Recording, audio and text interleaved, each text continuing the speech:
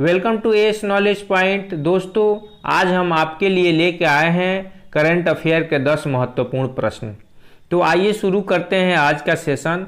पहला प्रश्न है, हाल ही में आयोजित संसद सदस्यों के 5वें विश्व सम्मेलन का आयोजन कब से कब तक चला? ऑप्शन है 19 से 20 अगस्त तक, 20 से 21 अगस्त तक, 18 से 19 अगस्त तक, इनमें से कोई नहीं। सही उत्तर होगा ए 19 से 20 अगस्त तक। संसद सदस्यों के 5वें विश्व सम्मेलन का आयोजन कोरोना काल के कारण वर्चुअल रूप में हुआ। यह सम्मेलन 19 से 20 अगस्त तक चला।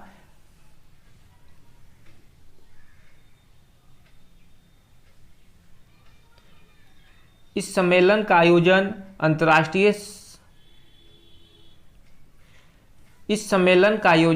अंतर संसदीय संघ, जेनेवा और ऑस्ट्रिया के संसद के संयुक्त रूप से किया गया, जिसमें संयुक्त राष्ट्र संघ ने भी साथ दिया। इस सम्मेलन में महिला पुरुष समानता, राजनीति में युवाओं की भागीदारी, जलवायु परिवर्तन, मानव प्रवास जैसे अन्य महत्वपूर्ण मुद्दों पर चर्चा हुई। अगला प्रश्न है, हाल ही में अंतर्राष्ट्रीय आतंकवाद पीड़ित स्मृति और समर्थन दिवस कब मनाया गया? ऑप्शन है 21 अगस्त, 19 अगस्त, 18 अगस्त, इनमें से कोई नहीं। सही उत्तर होगा ए 21 अगस्त। अंतर्राष्ट्रीय आतंकवाद पीड़ित स्मृति और समर्थन दिवस 21 अगस्त को मनाया गया। जैसा कि हम लोग जानते हैं कि आतंकवाद आज वैश्विक समस्या बन चुकी है और आतंकवाद से विश्व के अधिकांश देश पीड़ित है। और आतंकवाद पीड़ित स्मृति और समर्थन दिवस आतंकवादी गतिविधियों में पीड़ित लोगों के याद में मनाया जाता है। अगला प्रश्न है, हाल ही में डॉक्टर फ्रांसिस्को असू को किस देश के प्रधानमंत्री के रूप में चुना गया? ऑप्शन है ऑस्ट्रेलिया, स्वीडन, इक्वेटोरियल गिनी, इनमें से कोई नहीं। सही उत्तर होगा सी इक्वेटोरियल गिनी। इक्वेटोरियल गिनी को इस नक्शे में हम लोग देख सकते हैं। इक्वेटोरियल गिनी की राजधानी है मलाबो, क्षेत्रफल है 28,051 वर्ग किलोमीटर, जनसंख्या है 0.7 मिलियन, मुद्रा है फ्रैंक। अगला प्रश्न है, हाल ही में सद्भावना दिवस भारत के किस पूर्व प्रधानमंत्री के जन्म दिवस पर मनाया गया? ऑप्शन है इंदिरा गांधी, राजीव गांधी, पंडित जवाहरलाल नेहरू, इनमें से कोई नहीं। सही उत्तर होगा राजीव गांधी, बी। राजीव गांधी के 76वें जन्म दिवस को सद्भावना दिवस के रूप में मनाया गया। राजीव गांधी का जन्म 20 अगस्त 1944 को मुंबई में हुआ था। इनके माता का नाम इंदिरा गांधी, पिता का नाम फिरोज खान गांधी था। इनकी मृत्यु 21 मई 1991 को हो गई। इनकी हत्या लिट्ठे के आतंकवादियों के द्वारा कर दी गई। अगला प्रश्न है, हाल ही में राष्ट्रीय भर्ती परीक्षा के स्कोर पर नौकरी देने की पेशकश करने वाला पहला राज्य कौन है? ऑप्शन है उत्तर प्रदेश, राजस्थान, मध्य प्रदेश, इनमें से कोई नहीं। सही उत्तर है सी मध्य प्रदेश। मध्य प्रदेश ने यह घोषणा किया है कि राष्ट्रीय भर्ती परीक्षा के स्कोर के आधार पर अपने राज्य में हम नौकरी देंगे। हम बता दें कि राष्ट्रीय भर्ती परीक्षा CET सेंट्रल एलिजिबिलिटी टेस्ट की परीक्षा का आयोजन करेगी और इसकी मान्यता 3 साल तक होगी। अगला प्रश्न है, हाल ही में जारी रिपोर्ट में किस देश ने दुनिया भर में जैविक खेती में शीर्ष स्थान प्राप्त किया है? ऑप्शन है भारत, चीन, नेपाल, इनमें से कोई नहीं। सही उत्तर होगा ए भारत। भारत में सबसे ज़्यादा जैविक खेती किया जाता है। इस रिपोर्ट में स्पष्ट किया गया है कि दुनिया भर में सबसे ज़्यादा जैविक खेती भारत में होता है। जब बिना किसी रासायनिक खाद के उपयोग किए बिना फसलों का उत्पादन किया जाता है तब उसे हम जैविक खेती कहते हैं। जैविक खेती में सामान्यतः मवेशी से प्राप्त गोबर, फसलों के अपशिष्ट को सड़ाकर बनाए गए खाद का उपयोग किया जाता है।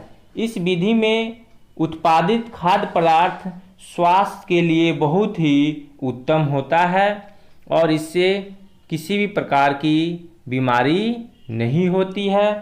अगला प्रश्न है, कोविड-19 से संबंधित द कोरोना फाइटर्स गेम किसने लॉन्च किया है? ऑप्शन है डॉक्टर हर्षवर्धन सिंह, पीयूष गोयल, स्मृति ईरानी, इनमें से कोई नहीं। सही उत्तर होगा ए, डॉक्टर हर्षवर्धन सिंह। डॉक्टर हर्षवर्धन सिंह के द्वारा the corona fighters game launch किया गया है। डॉक्टर हर्षवर्धन सिंह भारत सरकार में स्वास्थ्य मंत्री के पद पर हैं।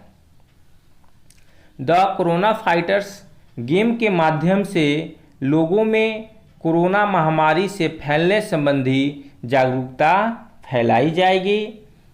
इस गेम के माध्यम से यह जागरूकता फैलाई जाएगी कि कोरोना वायरस से कैसे बचा जाए। अगला प्रश्न है, हाल ही में जारी स्वच्छ सर्वेक्षण रिपोर्ट 2020 में देश का सबसे स्वच्छ राज्य किसे घोषित किया गया है? ऑप्शन है छत्तीसगढ़, महाराष्ट्र, उत्तराखंड, इनमें से कोई नहीं। सही उत्तर होगा ए, छत्तीसगढ़। अगला प्रश्न है, हाल ही में टोक्यो ओलंपिक में भारतीय टीम का स्पॉन्सरशिप किसे मिला है? ऑप्शन है गूगल, पेटीएम, इनॉक्स ग्रुप, इनमें से कोई नहीं। सही उत्तर होगा C, Inox group. Inox group movie दिखाने वाली एक कंपनी है। टोक्यो ओलंपिक 2021 में भारतीय टीम का स्पॉन्सरशिप इस कंपनी को मिला है। हम बता दें कि टोक्यो ओलंपिक 2020 अब 2021 में होगा। कोरोना महामारी के फैलने के कारण टोक्यो ओलंपिक जो 2020 में होने वाला था उसको टाल करके और 2021 में कर दिया गया है। हालांकि इसका नाम टोक्यो ओलंपिक 2020 ही रखा जाएगा। टोक्यो ओलंपिक 2020 23 जुलाई से 8 अगस्त 2021 तक होगा। अगला प्रश्न है, हाल ही में ट्राई फूड परियोजना किसके द्वारा लॉन्च किया गया है? ऑप्शन है अर्जुन मुंडा, अशोक गहलोत, स्मृति ईरानी, इनमें से कोई नहीं। सही उत्तर होगा ए, अर्जुन मुंडा। अर्जुन मुंडा झारखंड सरकार में अनुसूचित जाति एवं जनजाति मामले के मंत्री हैं। इनके द्वारा ट्राई फूड परियोजना लॉन्च किया गया है। जैसा कि हम लोग जानते हैं कि अनुसूचित जनजाति के लोग जंगलों में ही निवास करते हैं और जंगलों में मिलने वाले फल फूल या लकड़ी को बेच करके और अपना जीवन यापन चलाते हैं। ट्राई फूड परियोजना अनुसूचित जनजाति के लोगों के लिए चलाया गया है ताकि अनुसूचित जनजाति के लोगों को फल फूल लकड़ी का उचित मूल्य मिल सके और वे अपना जीवन यापन सही ढंग से कर सके। कल के सेशन में दिए गए प्रश्न को आज के सेशन में हम लोग जानते हैं। हाल ही में पीएम स्वनिधि योजना के कार्यान्वयन में कौन सा राज्य शीर्ष पर रहा है? ऑप्शन है मध्य प्रदेश, उत्तर प्रदेश, हरियाणा, पंजाब। सही उत्तर होगा ए, मध्य प्रदेश। मध्य प्रदेश पीएम स्वनिधि योजना के कार्यान्वयन में प्रथम स्थान पर रहा है। आज का प्रश्न, हाल ही में विश्व मानवता दिवस 2020 पर किसे सम्मानित करने के लिए रियल लाइफ हीरोज अभियान शुरू किया गया है? ऑप्शन है वायुसेना के वीर सैनिकों के लिए, कोरोना योद्धाओं के लिए, थल सेना के वीर सैनिकों के लिए, इनमें से किसी के लिए नहीं।